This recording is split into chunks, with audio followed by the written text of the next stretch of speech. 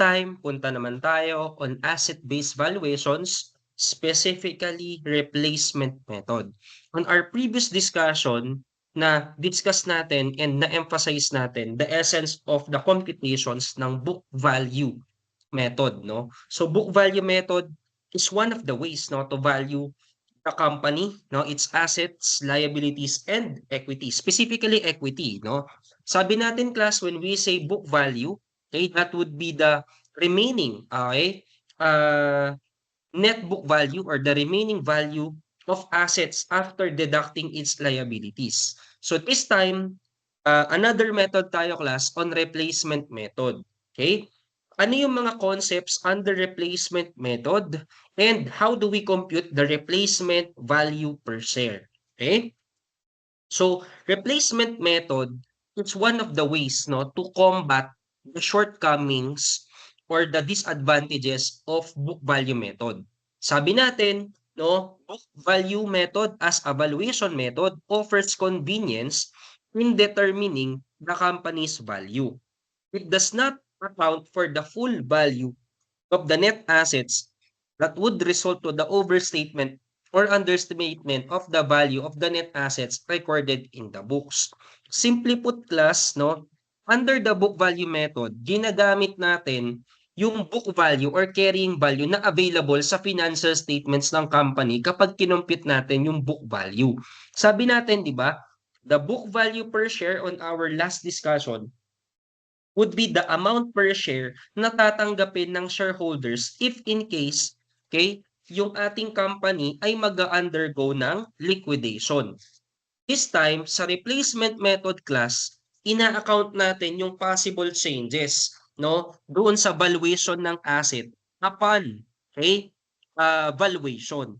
Kasi class, usually, no, magkaiba, no, yung halaga ng asset, liability, and equity natin, no, sa financial statements as of the current value niya kapag bina-value na natin siya, kapag ise-settle na natin, okay, yung company affairs or corporate affairs usually. So, dito class, papasok yung replacement method. Okay? Under the replacement method, kailangan class, ma-identify natin yung replacement cost. Ano ba yung replacement cost? O sabi ng National Association of Valuators and Analysts, replacement cost is the cost of similar assets that have the nearest equivalence as of the valuation date. Say for example, class, no, masasettle or matatapos yung corporate affairs on December 14, 2025. Okay. Alam natin class, no, na usually ang isang company or corporation nagre-report siya ng financial statements at year end. O say for example, December 31, 2024. So class, no, isa sa mga disadvantages ng book value method, okay, is that kung ano yung latest financials, okay, na available at nakapublish, dito naka-base, no, yung valuation figures natin. Ibig sabihin, kung gagamitin natin class ang book value method on the date of valuation, which is December 14, 2025, maaaring hindi yan ang value, no, or accurate value ng assets upon the date of valuation.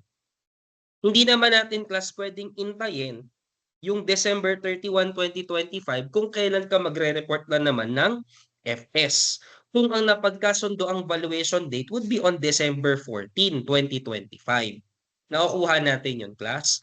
So, kaya may replacement value method or replacement method, ina-update natin, class. Ina-update natin ito, no? Doon sa valuation date. Kaya kailangan natin i-adjust, no, yung value ng assets natin to the valuation date kasi maaaring hindi na yan accurate. Clear yon? Next.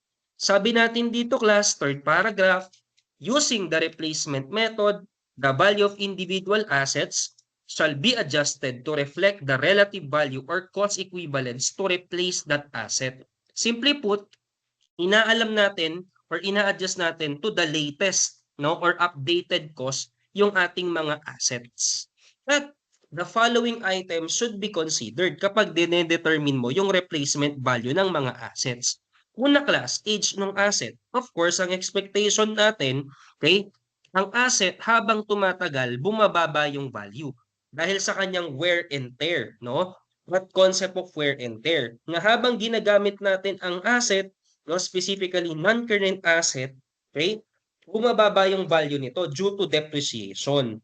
Pangalawa class, size of the asset, no? Siyempre kailangan din natin i-consider kung gaano ka-material yung asset na yon, okay, sa company, no? Kung gaano kahalaga, no, yung asset na yon sa company or sa industry ng company na binavalue natin. Plus, pag sinabi nating size, hindi lang yan ibig sabihin yung physical size, no, ng asset, but also the value or that importance ng asset sa company or sa industry kung saan yan nakabilong. Next, or last, competitive advantage of an asset. Of course, no, may mga asset na mahirap talagang i-value at mahirap ibenta. May mga asset din class na mahirap mahanap, no, or unique or one of a kind. So kailangan mo rin 'yan i-consider. Definitely class, no, pag ang asset unique, no, pag ang asset differentiated or tailored for its purpose, aasahan natin na mataas yung value niya as compared to common assets. Okay? May mga asset din naman class na madali lang naman ma-value, madali mahanap at madali gamitin. So technically we expect na mas mababa yung value nila. Alright? Plus, no, in applying the replacement method, kailangan natin computein yung replacement value per share. Okay. We call this as RVPS. Paano ba sir kino-compute ang RVPS? The replacement value, okay, would be deducted by the total liabilities over the number of outstanding shares. Class, remember, no, yung replacement value would be the replacement value of the assets. Okay, kung magkano mo ni-revalue yung asset, replacement value of assets. Okay? Plus, ang ginagawa ng ibang books, no, sa ibang references, the replacement value per share is equal to the net book value plus or minus the replacement adjustments. No? The replacement adjustments over the outstanding shares or the number of outstanding shares. Class, no, sa second formula, okay lang naman. Pero class, no, etong first formula natin, okay, ni-rearrange ko na siya para mas madali mo siyang maintindihan. Kasi class, yung second formula, kung titignan natin, net book value is your total asset minus liab. So kukunin mo muna yung net book value ng original bago mo i-replace. And then, i-add mo yung replacement adjustment plus or minus. Okay, mas madali class intindihin na i-revalue mo muna yung asset, okay? Formula 1 tayo, i-revalue mo muna yung asset, saka mo i-deduct yung liab. Kasi class, no, if titignan mo, kung kukunin mo yung net book value, original net book value, tapos i-add or minus mo yung replacement adjustment, hindi mo masyadong ma-appreciate na kailangan mong i-revalue yung assets. Unlike sa Formula 1 natin class, kukunin mo muna yung replacement value ng asset. So therefore, ma-appreciate mo na para ma-compute ko yung replacement value per share, okay, i-replace ko muna yung value ng asset. Pag na-replace ko na yung value ng asset, saka ko i-deduct yung total liabilities. Saka ko i-divide sa outstanding shares. Unlike class, sa second formula natin, pinuha mo muna yung original net book value, saka mo in-adjust. So parang ang dating, okay, yung original cost, in-adjust mo siya. Hindi mo siya completely ni-revalue. Which is ang essence ng replacement value would be to revalue the asset. Okay? Pero class, mathematically, okay, pwede mong gamitin either of the two. Replacement value muna, minus total liab over outstanding shares. Pero class, ito yung pinaka-recommend ko para ma-appreciate mo na nirevalue mo muna ng buo yung asset. Or pwede naman net book value muna, tapos kinuha mo yung plus or minus replacement adjustments. Alright? Sige. So thank you no for staying tuned no sa mga concepts natin on replacement value method. I-apply natin 'yan later sa problem solving. Alright? Sige. Alright, no? Hello CPA. Punta naman tayo sa problem solving no ng replacement method. Remember, no, we are being asked for the replacement value per share, no? Ito yung magiging replacement, no? Na magiging adjusted assets, no, ng mga assets ng corporation upon, no, liquidation. So unlike book value per share, no, based on carrying values or book values yung ating mako-compute na book value per share. Pero sa replacement value per share, ang mako-compute natin would be the revised or the revalued amount. Okay? Apply natin sa problem yung replacement value per share. Okay, we have the following data.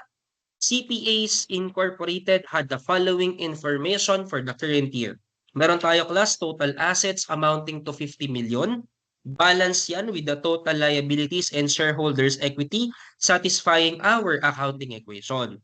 Tapos sabi niya dito, CPAs is undergoing valuation procedures.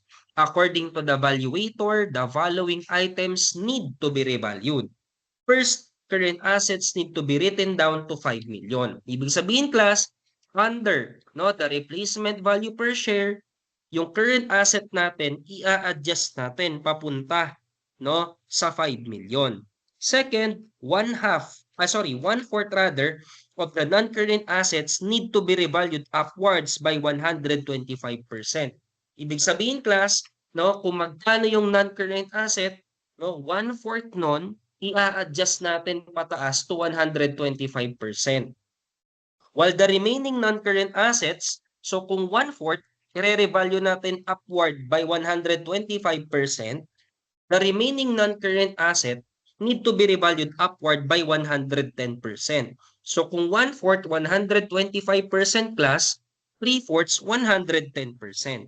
And then third, 65% of the total liabilities have been settled by CPAs for the current year. Class, mahalaga ito, no? Kasi class, na maaari na upon valuation, may mga liability ka na nasa-settle.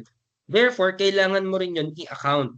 Kung magbe-base tayo class again sa book value, no? One disadvantage nun, hindi yun updated. Baka mamaya, no? Nagko-compute ka ng book value per share, may nabayaran na liability, may nag-adjust na value ng asset, hindi pala siya updated, medyo inaccurate, no? Yung magiging per share value natin natatanggapin ng ating shareholders upon liquidation. Okay? So, paano siya ginagawa? Plus, ganito lang yan. Susundan lang natin ang kwento ng problem. Okay? In other references, they do it step by step.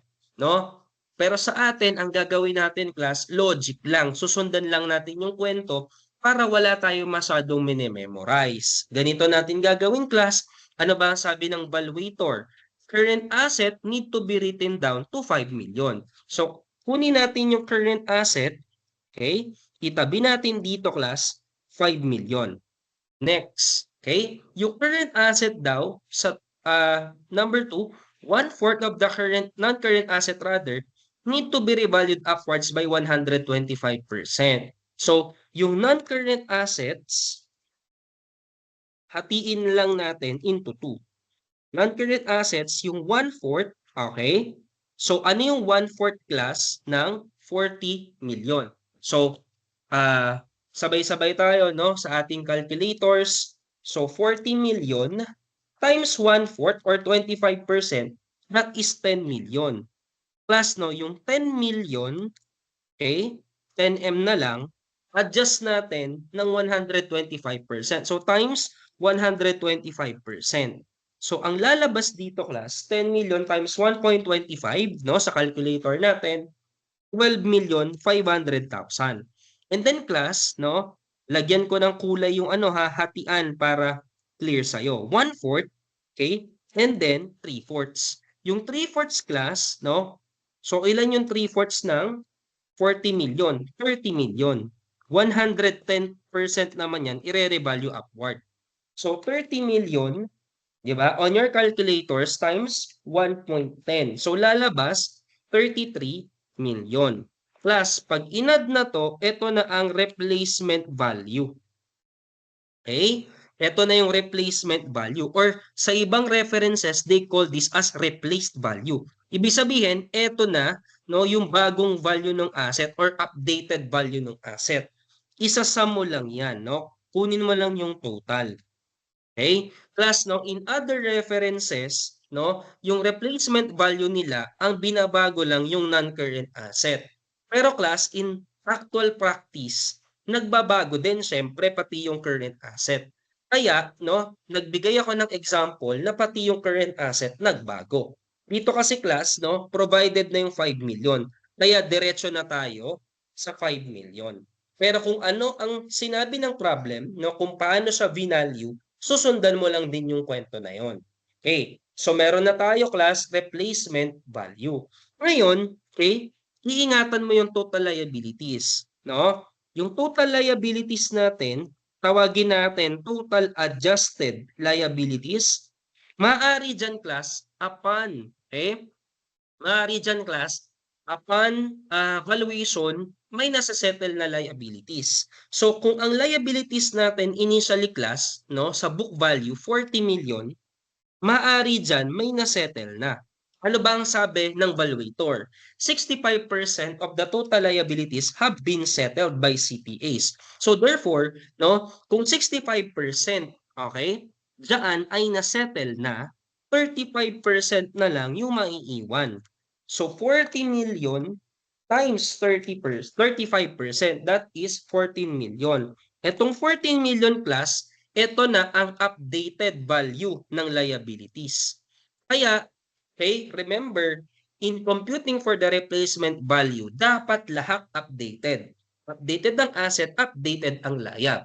May ibang reference class, no, na hindi nila binabago yung amount ng liability. Where in fact, kailangan babantayan mo rin yon.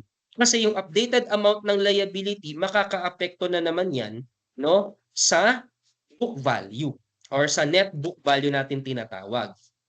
But in others, no, in real life, pwede naman na walang masettle na layab. Pero kung may masettle na liability, make sure tanggalin mo na yung settled na liability. Clear?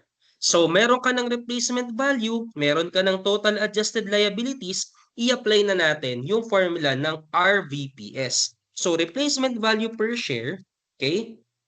That is your replacement value deducted by the total liabilities over your number of outstanding shares. Remember, dapat class no updated. Number of outstanding shares. Okay? So, replacement value per share class, no? Magkano yung replacement value? That is 50,500,000. Deduct natin class total liabilities of 14 million. Okay? Tapos, divide natin number of outstanding shares. Ilan ba yung number of outstanding shares? Okay? 100,000 daw sabi sa shareholders equity. Again, class, if merong mga additional share issuances or merong na-retire no, na shares, kailangan mo ulit yun i-reconsider. No? Kasi ang concept ng replacement value, dapat lahat updated. Updated ang asset, updated ang layab, pati yung mga number of shares. Okay? Yun nga yun eh. Kasi pag book value method, o di base ka lang doon sa items sa FS, no, based on book value. Pero sa replacement value, lahat ng kayang i-update, i-consider. So, sabi dito class, 100,000. Wala namang share issuance, wala namang retirement, so as is. Therefore, pag sinimplify natin, replacement value per share, no? So 50,500,000 divided by 14 million, that is 36,500,000. Divide natin class, no, sa 100,000, lalabas replacement value per share, okay, of 365 per share. Okay? So ibig sabihin, no, ang tatanggapin ng ating shareholders upon liquidation would be 365 per share. Okay? If ever man magle-liquidate ang ating company. Okay? Updated yung value. Okay? Clear ba yun, class? Alright.